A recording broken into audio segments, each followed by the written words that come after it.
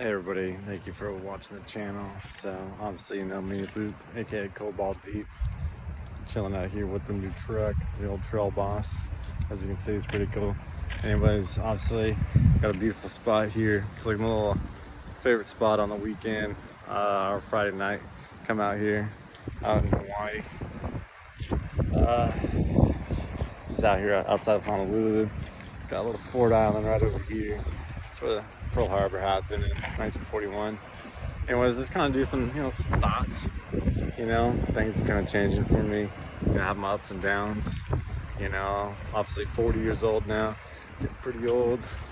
And, but it's a little about me. 40.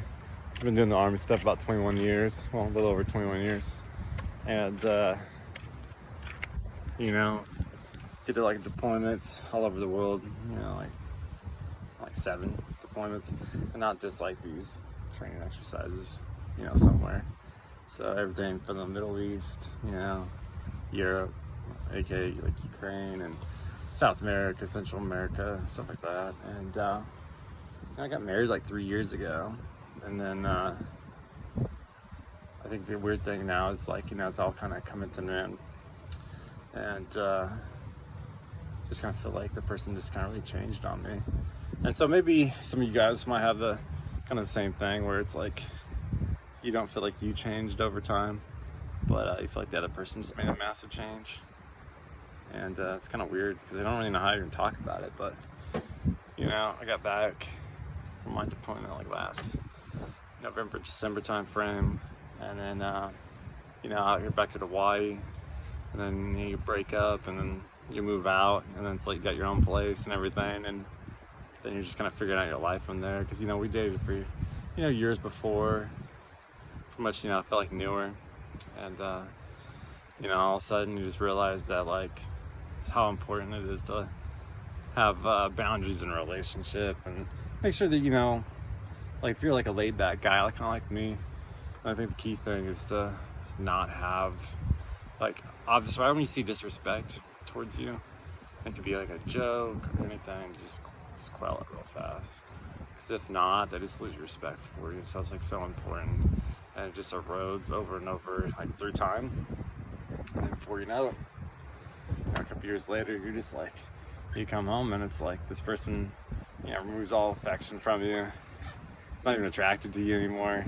It says like, pretty much like you're less of a man, and you're just like, have this great idea of like, well, I'll just do more and get more done and all this stuff. And then eventually, she'll come back from a, like a TDY, temporary duty assignment, less than a year. And she'll be like, I've been doing some really big thinking and self-diving. And you're like, all right, it's gonna be good. It's like, things are gonna change in the relationship for the good. And it's like, I've been selfish. And you're like, yes, this is gonna be an awesome, like, I'm gonna change kind of thing. And then they'll say like, oh, I've been selfish for so many long, and I realized it and everything. And then all of a sudden, but I also realize that I don't want to not be selfish, and I do not want to choose you, and I rather just choose myself and everything. And you're just like, what? So if you're ever in that boat, I don't know. So it's like, I always thought like the people that would be in that boat, not me, but apparently I was wrong.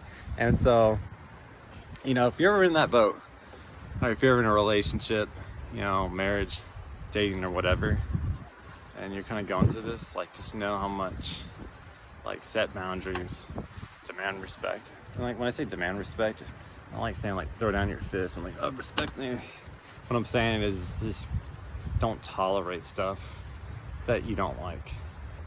And then, because you got to look at relationships and stuff like that through a lens of abundance and not a lens of scarcity. And I think I did that. And so any kind of disrespect or joke or comment or whatever, I was just like, I'd make excuses like, oh, she's tired, or oh, she's in a bad mood. That's kind of the way she is with everybody. Then I realized, well, I'm not everybody. So like, yeah, she might be that way with everybody else, but probably shouldn't be that way with me. But that was my bad. That's my fault. So I understand like the relationship's coming to a close and everything, but I understand that I enabled a lot of stuff that was towards the end. And it was years of enabling stuff like that led to that. And then I started doing counseling, both like individual and marriage counseling back in like January we started. And what I learned like from the get-go, it's like my counselor was like, hey, my therapist was like, hey man, you'll choose to be liked over being loved.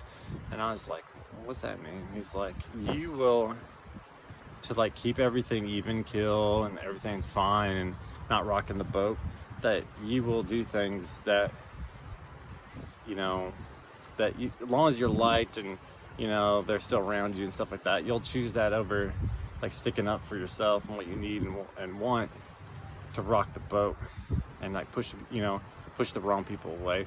Like you rather keep the wrong people around you because you get some crumbs and you're selling yourself so short. And I kind of just learned like over time, you know, since like January, just like how much I really didn't love myself. Well, I love myself, but I didn't really think highly of myself, no matter like what I've done in military and in life and everything. And it just felt, I was like, golly. And so anybody out there that's gonna get married soon, you know, whether it be a guy or girl or whatever, I just, man, know how important it is just to have those boundaries set and always have like be clear and concise with your needs. What you need in a relationship, what you need in life, what that looks like for you, whether it be kids or not having kids, or how how it's okay for people to talk to you, how people to interact with you. Because if not, like, you know, women are gonna naturally test your boundaries. It's not like vindictive or anything, but it's just gonna be, they're gonna go towards the farthest level that you allow them to go. And if you let it, like before you know it, dude, you're not gonna be first on the list. You're not gonna be second on the list. You're not gonna be you're not even gonna be on the list. Like you'll be somewhere on a list that's like maybe a top 25 or something. But we all know in college football, top 25. If you're ranked 23rd in the nation, you ain't winning no damn national championship. We all know that. So I learned, you know, through therapy and life that like if you're a type of person that will settle for being not, you know, number one, they're gonna make you that way. And another thing I learned from actually my wife's therapist, she asked me with me. She said, Luke, you know, you are so available. You'll do anything. You'll fix the cars, you'll mow the lawns, you'll do anything. Whatever it is, you'll do it. But you don't require anything back. And so all your skills and all your stuff that you give, it's just so cheap. You're just so cheap. And I was like, it was hard to hear that, but it's so true.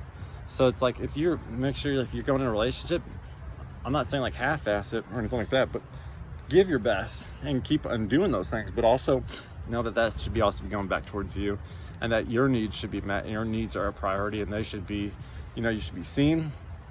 Your needs should be met consistently and judiciously. Sorry, I'm not really good with words, but yeah, I'm in the Army, so that's how it is. So I'm just looking at that, and you know, just kind of thinking, you know. So now it's like a new chapter of my life, and you know, it's crazy. But you know, I don't know. You know, the last year is pretty hard. You know, I lost my dad right before I went on my deployment to Honduras. I led a team down there, and then during my deployment, my dog died. Poor chap. I had her for 15 years.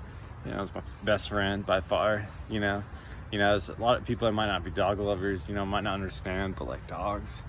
Like poor child, she's this bulldog, and I rescued her from Georgia back in 2010.